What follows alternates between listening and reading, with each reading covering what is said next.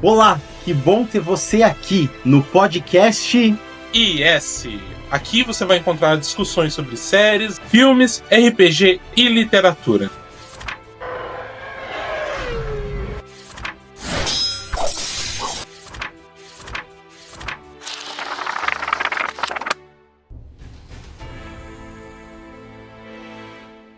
E aí, pessoal? Podcast IS para você tomar, comer na veia, na testa, no em todos os lugares que você quiser. Mas eu não estou sozinho, ainda bem. E aí? E aí, pessoal? Eu, Ellison, de novo, para mais um podcast da IS. Eu achei que era uma deixa para mim, pessoal. Enganei que eu queria enganar. E hoje vamos falar sobre por que, abre parênteses, não, fecha parênteses, jogar RPG. Ou seja, vamos conversar aí sobre será com certeza os prós de jogar RPG? Será que existem contras? Ou seja, será que alguém diz não jogue roleplay game? Para esquentar o nosso diálogo, a gente está também testando IAs aí da vida, porque a IA chegou e eu duvido que vai retornar para o lugar de onde ela veio. Então, não acredito que isso seja um processo que desacelere. Mas antes, né, Wellington, de nós falarmos sobre o assunto de hoje, vamos falar sobre as nossas redes sociais. Segue a gente aqui no imperiosagrados.com.br, em que você tem um mundo inteiro de novidades, tem o nosso podcast, tem o nosso catálogo de livros, tem os direcionamentos também para os nossos 2 Instagrams, tem o RPG Live Stream da Mesa IS, os cursos que estão no Substack, por exemplo, o curso de RPG, sim, de Roleplay Game, que é de onde nasceu o Impérios Sagrados. Também segue a gente nos nossos 2 Instagrams, Impérios_Sagrados e o @ISEditora.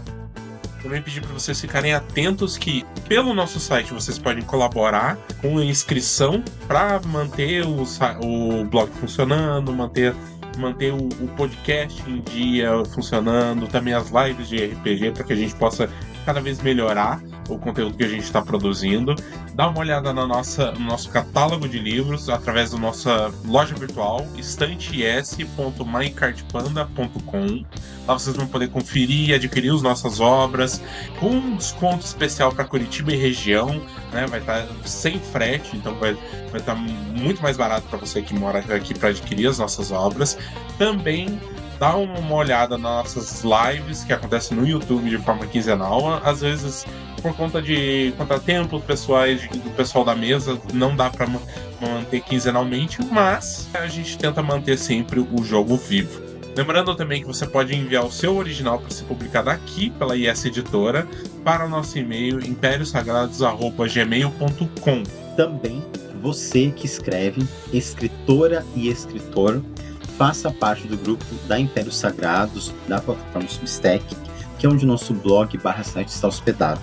Então, segue a gente e quem sabe vem fazer parte para a gente poder anunciar o seu trabalho também. Agora, voltamos para a nossa programação original. Então, Wellington, por que não ou jogar RPG? Mas antes, vamos contar aí a experiência de cada um, de uma forma breve, né? Se for contar pelo menos a minha experiência, dá um tanto. Se contar tudo, dá mais um tanto. Aí vai uns 10 dias mais ou menos de podcast, né? E perguntar pra você que tá escutando a gente, qual é a sua experiência sobre jogar RPG Roleplay Game?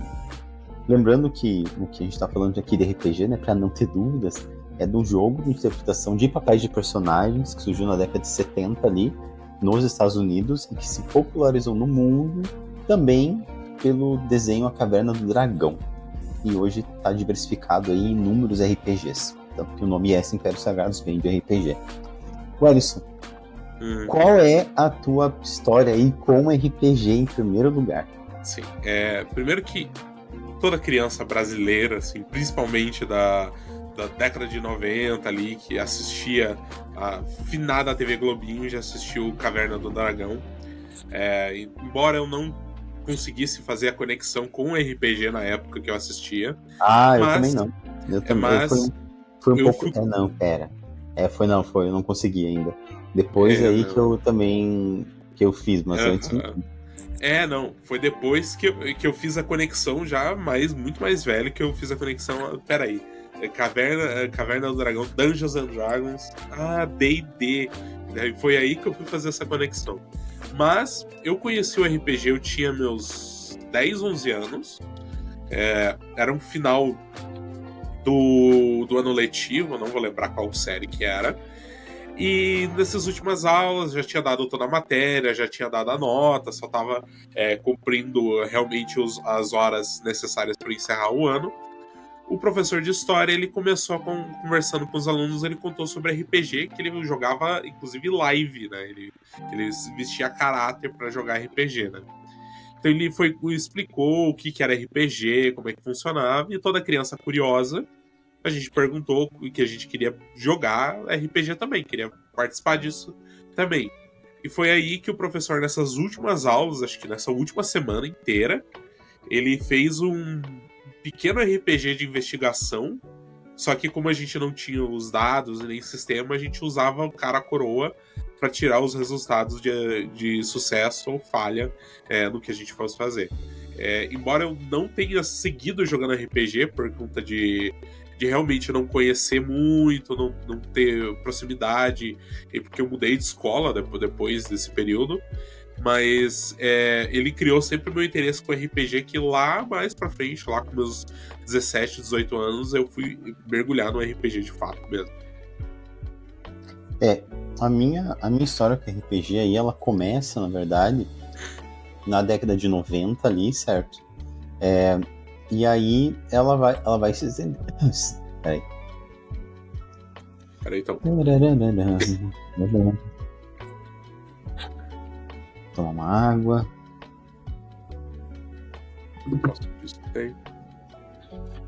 Ela vai se estendendo até hoje. Tanto que temos uma mesa aí da IS que está há mais de 20 e tantos anos ativa, ou seja, é uma narrativa que ela começou lá em meados de 96, 97 e se estende até hoje de forma ininterrupta.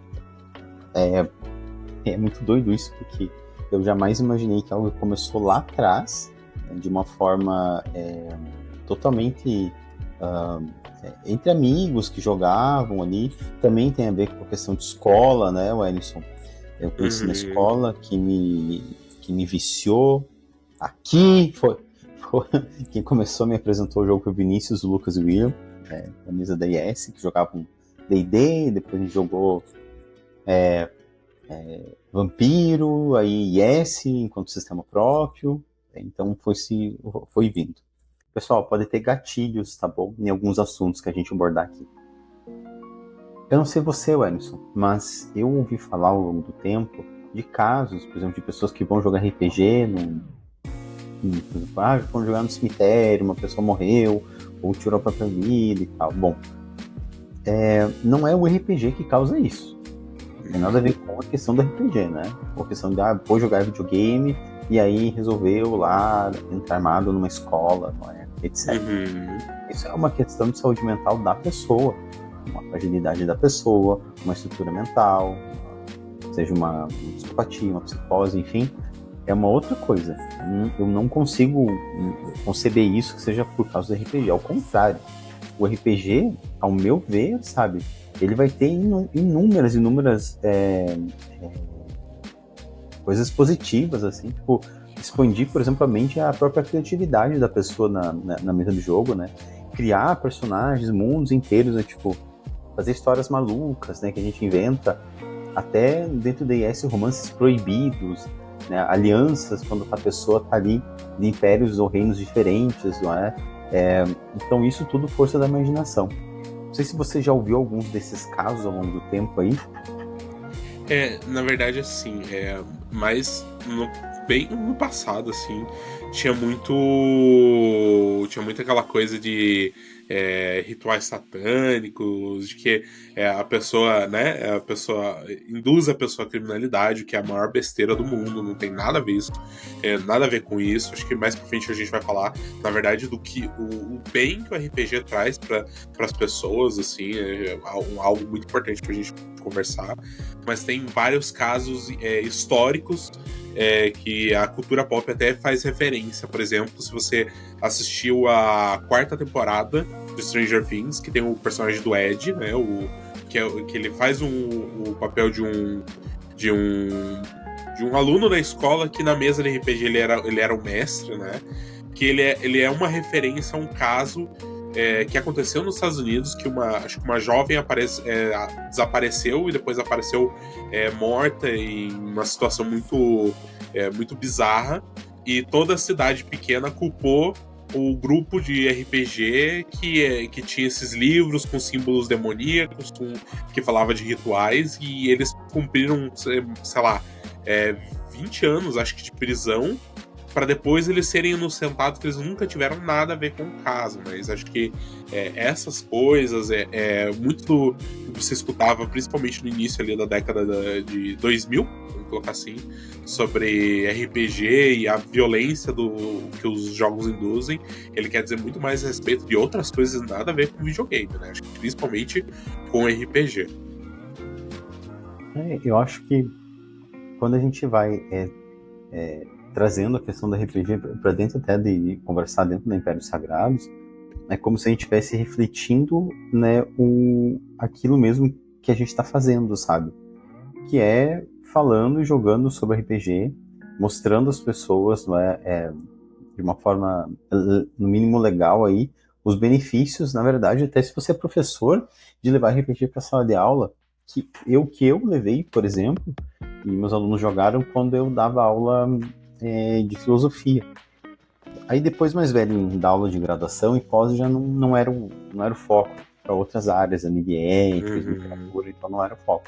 Mas, né, quando eu comecei a dar aula, lá no Rio Grande do Sul, depois aqui em Curitiba, eu utilizei RPG em sala de aula. Né? E tem um ponto que é você poder viver, e eu falava isso muito para os alunos, sei lá, 1000 vidas em uma, digamos assim. No caso no teu caso, do Nefesh, talvez um pouco de forma bem conjugada isso, né?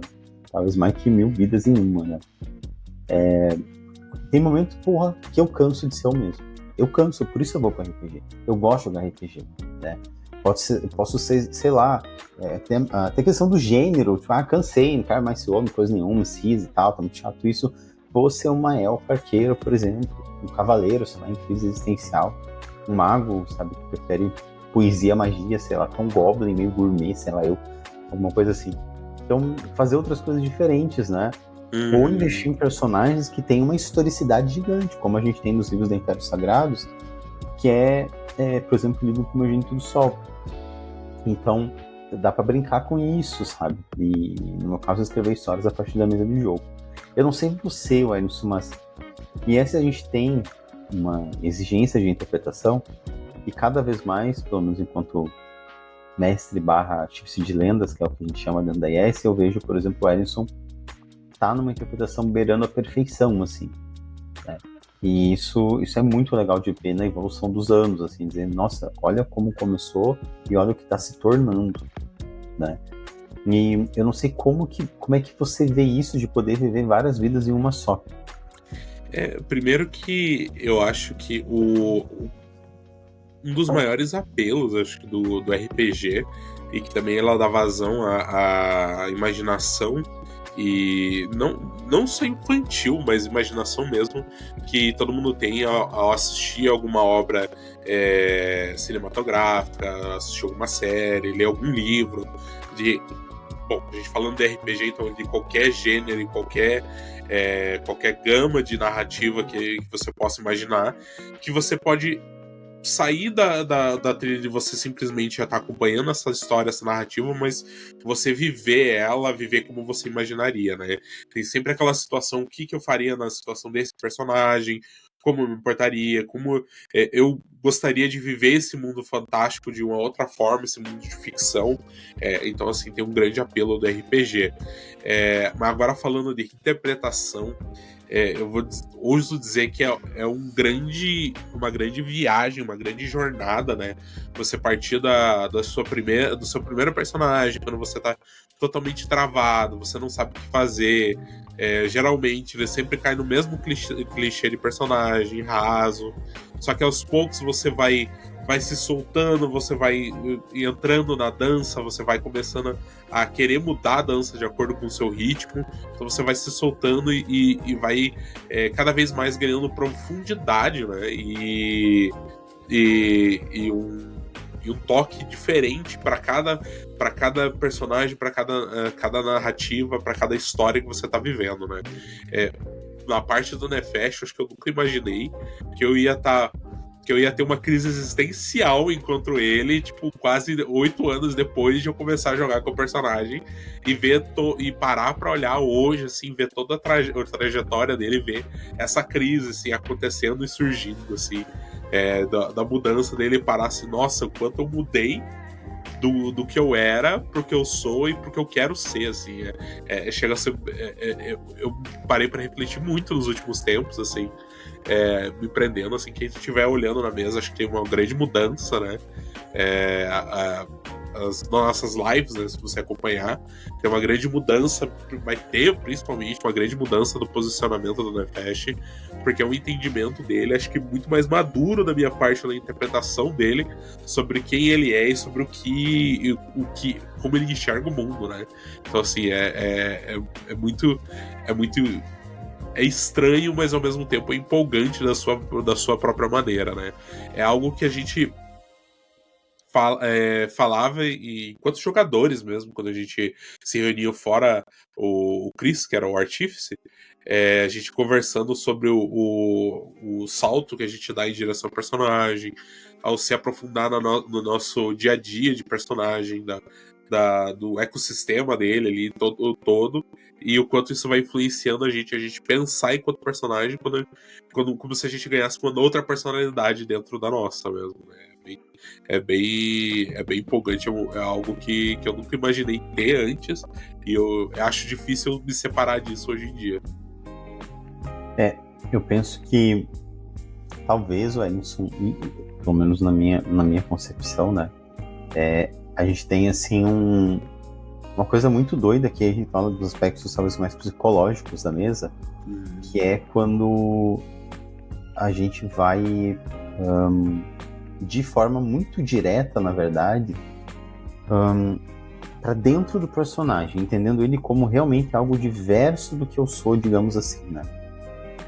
E eu acho que olhar para isso é ver a maturidade de como as pessoas vão crescendo mesmo na mesa, sabe? Na própria vida, né? Vão ali fazendo, sei lá, da sua vida, as escolhas, enfim, né? Mas quando a gente fala do Nefesh, esse personagem aí que tá alguns anos na mesa, né? Para quem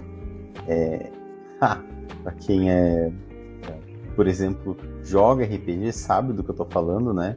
Sabe da loucura que é da gente mestrar, da gente jogar, né? Da gente estar ali vivendo cenas épicas, batalhas monumentais. Eu vejo que, psicologicamente, o questionamento do que eu tô fazendo na minha vida do Nefesh é do Edson também. Perpassa quem a gente é. De parar um momento da vida, no caso, o Nefesh, acho que são 8 anos de jogo, mais ou menos, né? 8 anos, mais ou menos. E você vai fazendo também quase 30 anos, então o que eu tô fazendo da minha vida, mano? Pô, caralho, que bagulho tá sinistro, sabe? O que é isso? Então, e a mesa de jogo que a gente tem na IS hoje, que ela está mais reduzida do que ela jamais foi, digamos assim. Ela sempre foi uma mesa sempre muito grande, com muita gente jogando. Talvez reflita também, de uma outra forma, o meu próprio envelhecimento, né? Que é eu, que talvez não seja tão velho assim, né? Mas talvez para quem for jogar e entrar na mesa de IS, muitas vezes tem sim uma dificuldade aí, né? De jogar mesmo, no sentido com pessoas mais experientes, que têm uma exigência maior, que não é a mesma coisa mais de como era, no caso, sei lá, há 20 anos atrás, sabe? Então, assim, eu acho que revela uma série de coisas sobre a gente e além da gente, e do personagem. Então, pra mim, tá tudo muito junto, né? Porque, falando assim, bem de IS mesmo, né? Sem criticar outros sistemas, é claro. O IS, ela é uma mesa que ela sempre foi muito densa. E essa ela sempre foi uma mesa que muito densa, né? Que ela exige uma presença e de espírito, principalmente, assim, dos jogadores. E quanto mais jogador mais velho que você tem na mesa, mais existe uma pressão e exigência de cada um para eles serem mais densos dentro da interpretação, dentro do que eles estão vivendo ali dentro da mesa, né? Eu acho que às vezes os jogadores novos acabam se sentindo muito pressionados, né? Vamos dizer assim, mas também é por conta do nível de estágio de história, né? Então acho que tem uma carga dramática muito grande que acaba tendo essa influência também, né? Eu acho que isso vai. Na verdade, eu acho que isso talvez varie muito de quem a gente tem na mesa, né? Porque a pessoa já entra em S. Eu não sei quando eu fazia umas mesas, tinha 2, 3 mesas ao mesmo tempo, fazia umas mesas peneira, né? Que a pessoa já entra em S já com uma certa noção de que aquilo vai ser denso. Né? Tipo, de que aquilo vai ter uma exigência que não é qualquer sistema que tem. Que é um sistema que vai ser muito centrado, sim, em interpretação de papéis de personagens, né? E por que eu acho que a gente tá puxando esse assado aí? Porque se a gente tá falando de personagens que de repente chega um momento do jogo e se questionam o que tá fazendo da vida deles lá dentro e tem uma conexão com quem tá fora, por obviedade, a gente tá falando sim de um ganho intelectual, de um ganho de inteligência gigantíssimo para quem joga RPG. De refletir questões que o personagem está passando, talvez a pessoa esteja passando e não tenha ideia do que está acontecendo, até mesmo dentro de si, né? Aquilo que eu tinha comentado antes, né? O RPG, ele tem, ao contrário do que os preconceituosos, as pessoas ignorantes, né, para RPG pensam, né? O RPG ele tem muito a acrescentar para todas as pessoas, né? Tanto que o RPG ele é bastante utilizado em alguns profissionais, né, de psicologia e também de estudo, né? Recentemente, essa semana mesmo, eu vi uma reportagem de um grupo que trabalha com alunos que talvez eu corte, né? Neurodivergentes são autistas, né? Nem sempre. Nem sempre? Tá. Então eu vou cortar aqui porque a palavra é na minha cabeça. Eu vi recentemente, essa semana, uma matéria de um grupo que trabalha utilizando RPG, né, para um grupo de alunos com autismo, para ajudar a desenvolver as questões que o autismo travam de conexão social, para desenvolvimento pessoal. Tem muitas questões psicológicas que o RPG é bastante utilizado. O Chris sempre puxou isso para dentro de IS, sempre falou disso, né, do quanto que cada personagem ele é uma parte sua que reflete algum vamos colocar muito entre aspas aqui de forma genérica, algum drama, algum sofrimento, alguma questão que você normalmente não trabalha, mas ele tá ali no inconsciente, que você acaba expelindo para esse outro eu e trabalhando com ele muito mais em mesa, assim, às vezes, e refletindo fora da mesa também, né? Eu penso, sabe, olha isso aqui, e veja que é muito diferente o papo que a gente está tendo agora hoje, com mais calma, tranquilidade, do que nos podcasts que a gente está ali, pau e corda, ou fio ali com o tema que a gente está falando e tal, que não é um tema nosso, digamos assim, né? Que às vezes acaba virando menos um bate-papo e muito mais uma vontade de falar sobre a obra, seja filme, série ou livro, que a gente tá na frente. Tá falando. Eu penso que, sabe o que qual a melhor coisa pra mim sobre RPG? Sabe o que realmente me faz ter tesão ali de mestrar, de pensar em conceitos como artigos de lendas ali, mas muito antes de pensar em conceito ao meu ver, sabe, as amizades reais que nascem de aventuras imaginárias. Acho que é um bom termo isso. Porque se há uma coisa que se torna épico também, além de derrotar um dragão, por exemplo, derrotar um dragão com seus amigos em mesa, né? O RPG tem uma capacidade de unir as pessoas como poucas coisas na vida.